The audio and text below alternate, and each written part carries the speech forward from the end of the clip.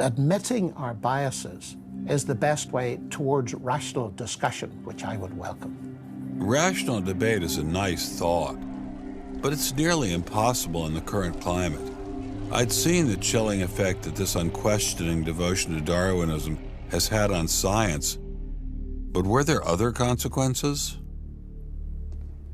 The situation has reached a point where many of evolution's top apologists have switched from defending Darwinism to attacking religion in what they see as a bid to stamp out intelligent design at the source.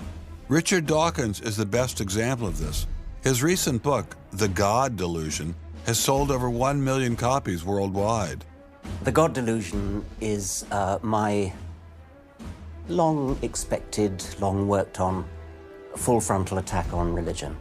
What is being presented to the public is, first comes the science, and then comes the worldview. I would want to argue that that may not be the case, that it may actually be the other way around, that the worldview comes first and is influencing the interpretation of science.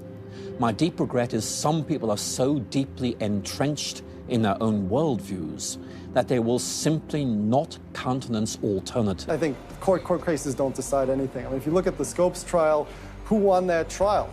It wasn't the evolutionists. I mean, it was the Tennessee law was upheld, barring evolution.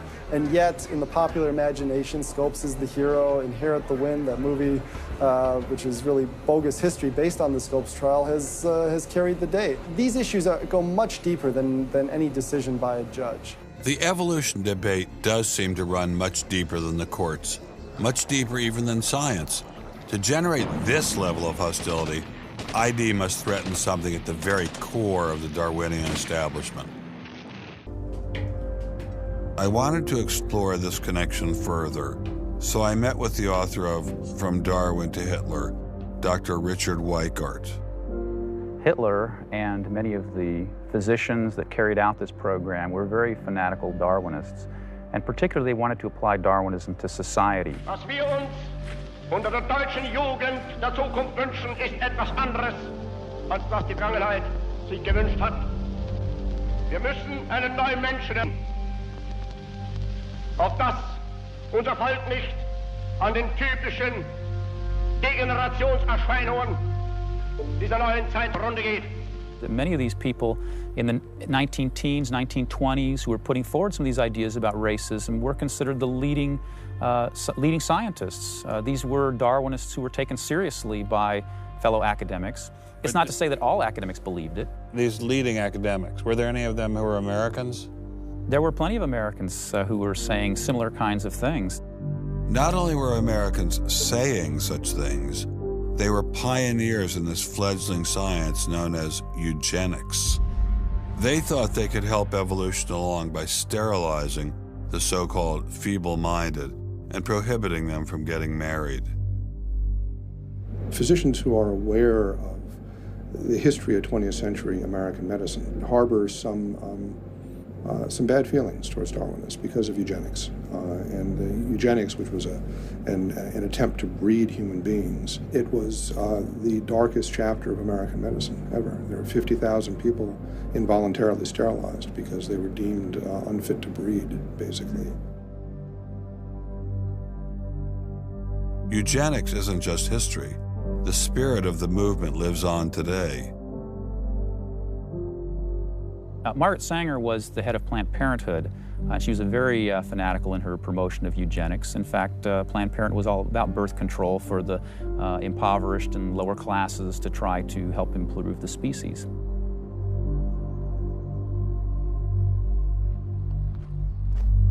From Hadamar, I traveled with Dr. Weikart to Dachau, where the Nazis applied the ideas of eugenics. This conflict over the principles of evolution has become a religious war. It really is no longer about scientific investigation. If you have two distinguished scientists, and in fact you can range many more on each side, as you know, saying exactly opposite things, that's telling me that the conflict is not between science and belief in God. Otherwise, you'd expect all scientists to be atheists.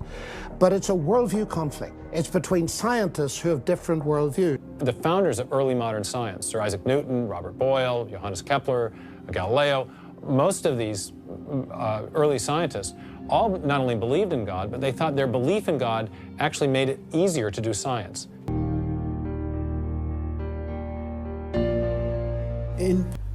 That got me thinking, what other societies have used Darwinism to trump all other authorities, including religion? As a Jew, my mind leapt to one regime in particular. The correspondence between Darwinian ideas and Nazi ideas just leaps from the page. Of course, you have to add every historical caution. Not everyone who read Darwin became a Nazi. Obviously not. No one is making that case. Darwinism is not a sufficient condition for a phenomenon like Nazism, but I think it's certainly a necessary one. This was a connection I had to explore personally.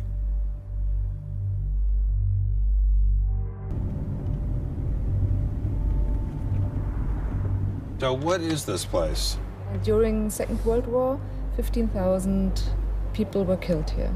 Why were they killed?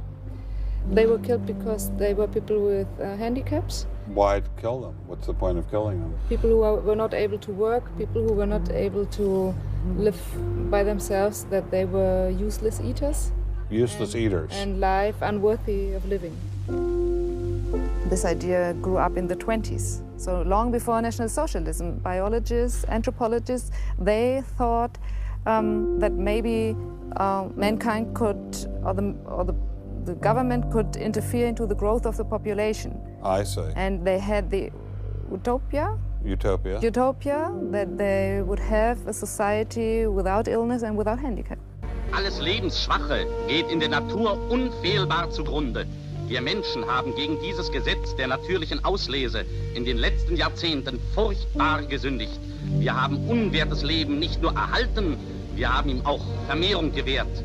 Die Nachkommen dieser Kranken sahen so aus, die tiefer stehen als jedes Tier. So this was a Darwinian concept? Yes. So this was a Darwinian concept? Yes. And also a Malthusian concept, very much Malthusian. Malthusian? Thomas Malthus, who said that there was a shortage of resources, English philosopher, so there was a shortage. Yes, but the Nazis, they relied on Darwin. They relied on Darwin? Yes, Darwin and German science. Yes, but the Nazis, they relied on Darwin. They relied on Darwin? Yes, Darwin and German science. So what is this? This is the dissection table. Do you ever think to yourself, the sane ones were the ones lying here having their brains removed? The insane one was Dr. Gorgas and all the other people did? No, I don't think that, because I think those people who killed here, they were very sane because they had their purposes. They had purposes? Yes. I don't think they were insane.